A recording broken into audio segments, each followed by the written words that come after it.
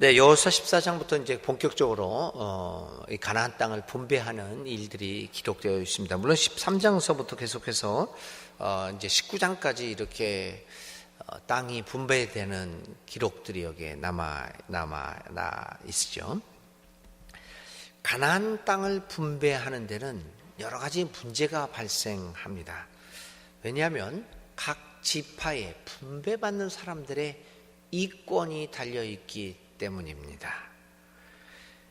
어느 누가 자신과 직접적으로 관련된 이익에 있어서 초연한 모습을 보일 수 있을까요?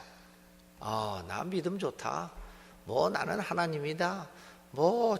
저쩌고 얘기하지만 가장 결정적인 순간 나와 관계된 내 이권과 관련된 문제를 과연 포기할 수 있을까? 초연할 수 있을까? 내 이권과 관련된 문제에 있어 그것이 돈이든 명예든 지위든 하여간 모든 면이죠. 이권이라고 해서 꼭 경제적인 것만 아니지 않습니까? 그래 같이 다방면에서 이권과 관련된 데 있어서 내가 초연할 수 있을까? 이 문제는 사실 간단하게 말할 수 있는 문제는 아닙니다. 정복 전쟁을 할 때는 없는 땅을 하나씩 정복해 나가는 이 정복 전쟁에 있어서는 힘을 다 모을 수 있었습니다. 그러나 땅 분배, 그러니까 내 이권과 관계되는 일에 있어서는 조그마한 사건이 동족들 사이에 큰 분쟁을 일으킬 소지가 다분히 있었던 것입니다. 그러므로 정복 전쟁이 끝난 후 이루어진 땅 분배는 오히려 정복 전쟁 못지않게 이스라엘 민족사에 있어서 핵심적인 중요한 문제였습니다. 그러므로 분배의 모든 오해를 일소시키고 민족의 단합을 도모하기 위해서는 공정한 원칙과 원리가 있어야 할 것입니다. 오늘 이제부터 14장부터 본격적으로 이루어지는 이 땅 분배의 문제를 우리가 쭉 보면서요, 내 이권과 관련된 문제에 있어서 나는 믿는 사람으로서 어떤 행동과 결단을 내릴까? 나는 어떤 인간인가? 라고 하는 것들을 한번 생각해 볼 수 있는 기회가 되었으면 좋겠습니다. 우리 모두가 정말 신앙과 내 이권과 관련된 것, 나는 어떻게 살아왔고 또 앞으로 어떻게 살아갈 것인가. 자, 오늘 14장에서는 그래서 과연 모든 사람들이 받아들일 수 있는 공정한 원칙이 가능하겠습니까? 이때 여호수아는 공정하고 공평한 원칙을 마련해야 했는데 이에 채택된 분배 원칙은 첫 번째 원칙은 다음과 같았습니다. 먼저 제비를 뽑아 가나안 땅을 각 지파에게 분배하는 것입니다. 제비를 뽑아서. 여기서 제비 뽑기라고 하는 것은 무엇입니까? 유행입니까? 그렇지 않습니다. 당시 고대 근동의 사람들은 물론 이제 나중에 그 예수님의 제자들 시대에 있어서도 마찬가지였죠. 제비 뽑기라고 하는 것은 오늘 우리들이 생각하는 운하고는 요행하고는 달랐습니다. 그런 오늘의 사람들과 같이 생각하지는 않았습니다. 여러분들이 다 아시는 바와 같이 그들에게 있어서 제비 뽑기는 신의 간섭을 의미했습니다. 그리고 그것이 신의 뜻이 어디에 있는지를 아는 중요한 수단이었습니다. 그리고 사람들은 그 제비 뽑기의 결과에 전적으로 순종하고 사곤 했습니다. 제비 뽑기는 인간의 어떤 특정한 뜻을 넘어서는 신만이 갖고 있는 섭리를 알게 하는 특별한 수단이었습니다. 그래서 제비 뽑는다라고 하는 것은 이스라엘 사람들에게서는 모든 것을 하나님께 맡기고 그분의 처분에 따른다는 신앙적인 결단의 행위였습니다.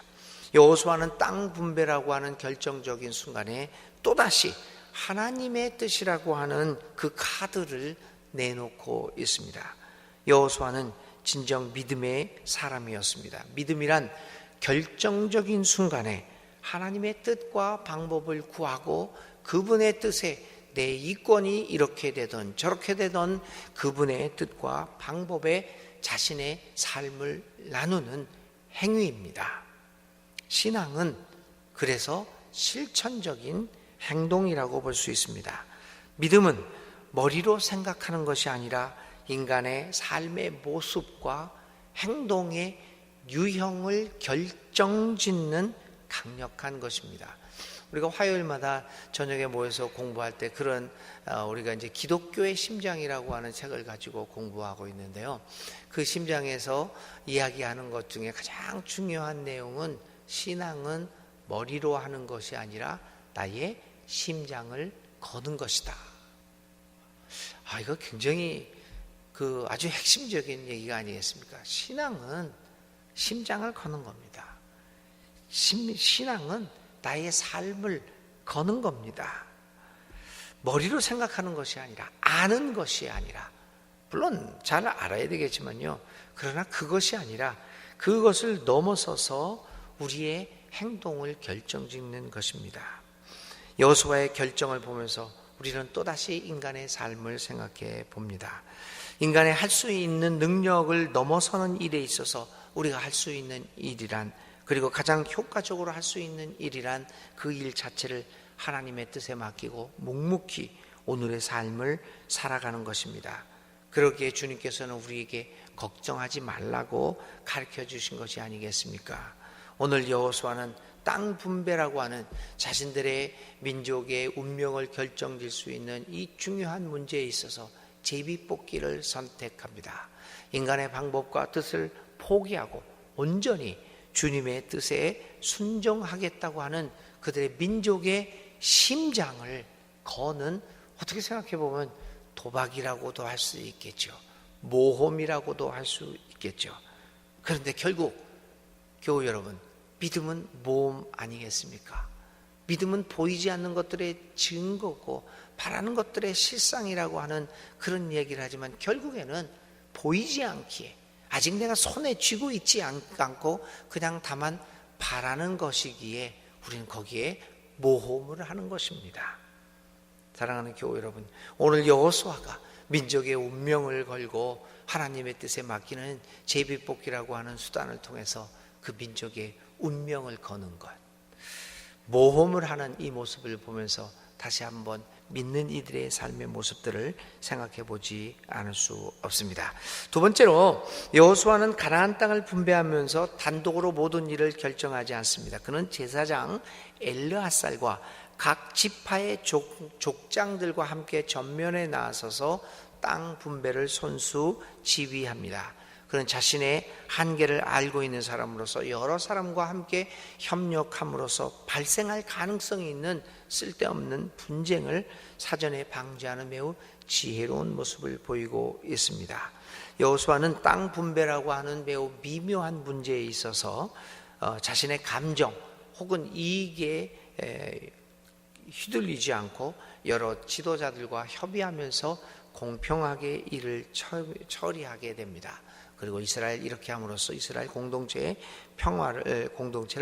평화롭게 이끌어 갑니다.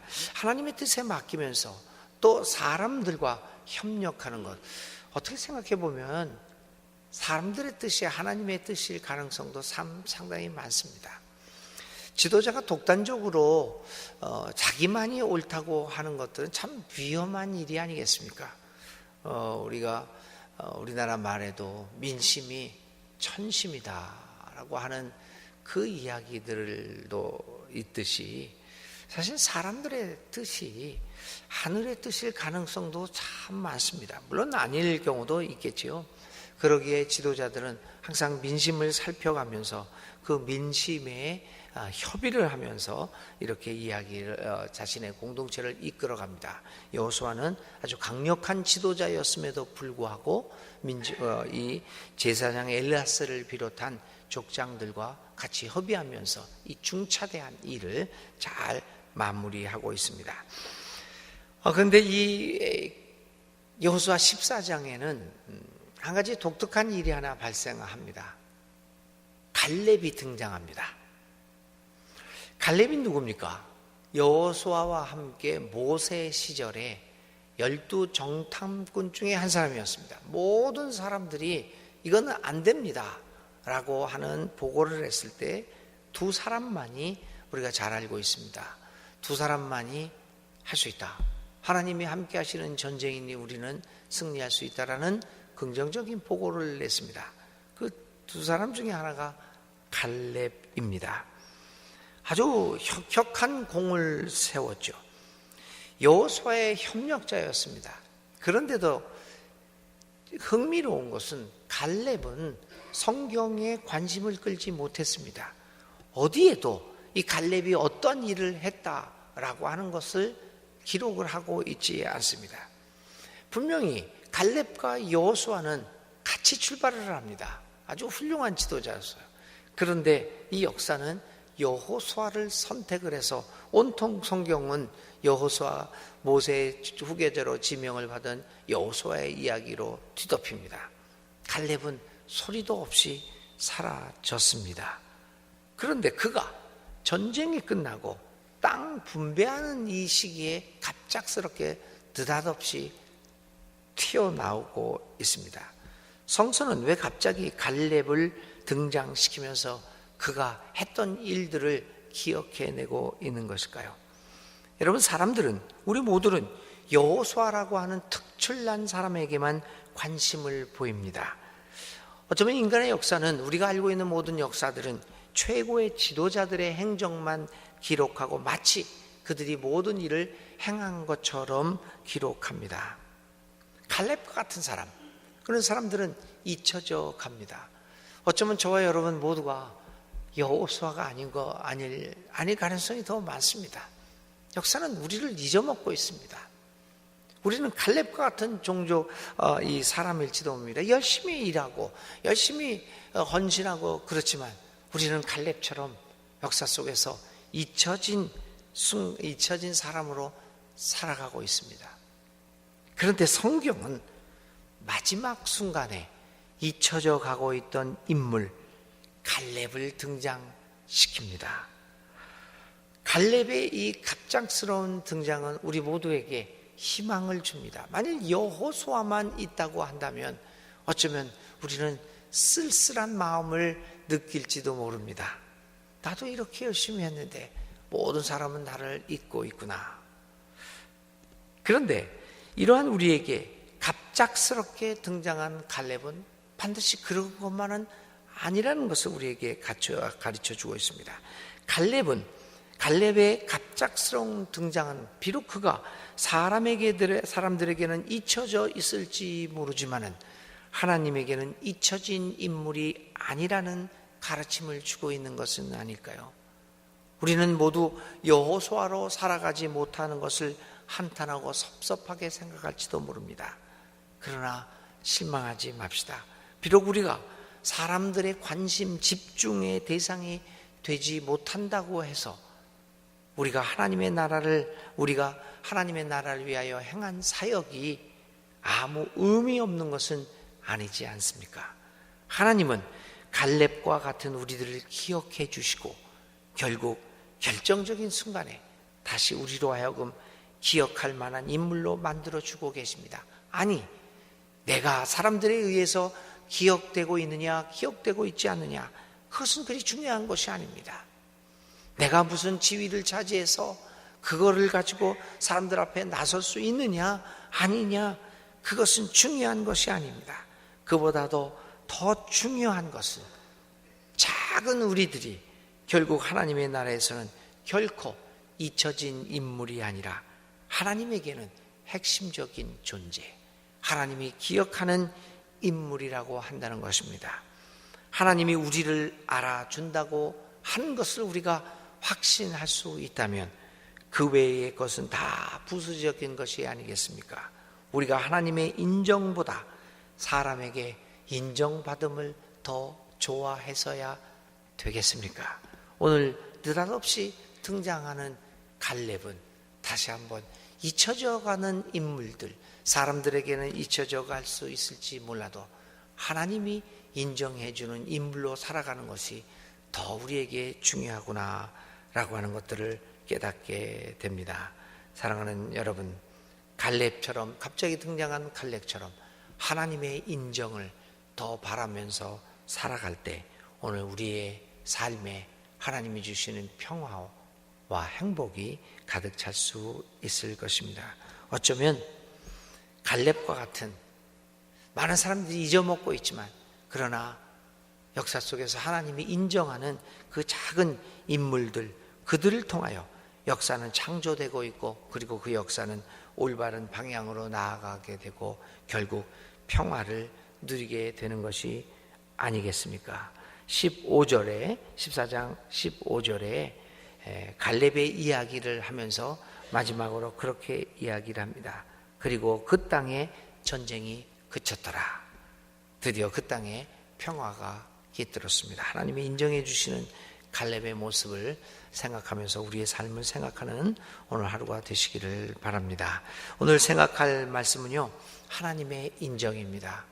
하나님의 인정을 좋아할 것이냐, 사람에게 인정받음을 더 좋아할 것이냐, 하나님으로부터의 인정받음에 대해서 오늘 하루 종일 생각해 보시기를 바랍니다. 오늘의 기도 드립니다. 하나님, 이제 모든 가나안 정복을 마치고 땅을 분배하는 이스라엘 사람들의 모습을 보았습니다. 무엇보다도 지도자 여호수아의 말에 따라 평화롭게 재산을 분배하고 하나님께 감사하는 그 모습을 통해서 오늘 우리들의 모습을 다시금 살펴봅니다. 하나님이 나에게 분배해 주신 것을 감사히 여기며 살아가는 우리들이 되게 하소서. 하나님의 뜻을 넘어서 우리의 욕심대로 바라는 삶이 아니라 온전히 주님의 뜻을 따라 적든지 많든지 순종하면서 겸손하게 살아가는 우리들이 되게 하소서. 여호수아와 특별히 갈렙처럼 하나님으로부터 인정받는 것으로 만족하며 살아가는 우리들이 되게 하소서. 오늘의 삶에서 다른 사람들의 인정에 목을 매지 말고 늘 맡은 삶의 자리에서 하나님으로부터 인정을 받는 것을 최고의 가치로 삼고 가는 우리들의 되게 하소서. 오직 주님의 인정만을 가슴에 간직하면서 겸손하게 우리의 삶을 살아가겠습니다. 주님, 우리와 함께하여 주소서. 예수님의 이름으로 기도를 드립니다. 아멘. 예, 오늘의 실천입니다. 혹시 우리들에게 다른 사람은 몰라 주어도 하나님의 인정을 받은 것을 만족하며 감사한 삶의 경험이 여러분들에게 있습니까? 한번 있다면 그것을 기억하면서 하나님께 감사의 기도를 올려봅시다. 만약 그런 것이 없다고 한다면 오늘의 삶에서 사람의 인정이 아니라 하나님의 인정을 받을 삶을 살겠다는 결단의 기도를 한번 작성해 보시기 바랍니다. 주님 가르쳐 주신 기도 드립니다. 하늘에 계신 우리 아버지, 아버지의 이름을 거룩하게 하시며 아버지의 나라가 오게 하시며 아버지의 뜻이 하늘에서와 같이 이 땅에서도 이루어지게 하소서. 오늘 우리에게 일용할 양식을 주시고 우리가 우리에게 잘못한 사람을 용서하여 준 것 같이 우리 죄를 용서하여 주시고 우리를 시험에 빠지지 않게 하시고 악에서 구하소서. 나라와 권능과 영광이 영원히 아버지의 것입니다. 아멘. 아멘.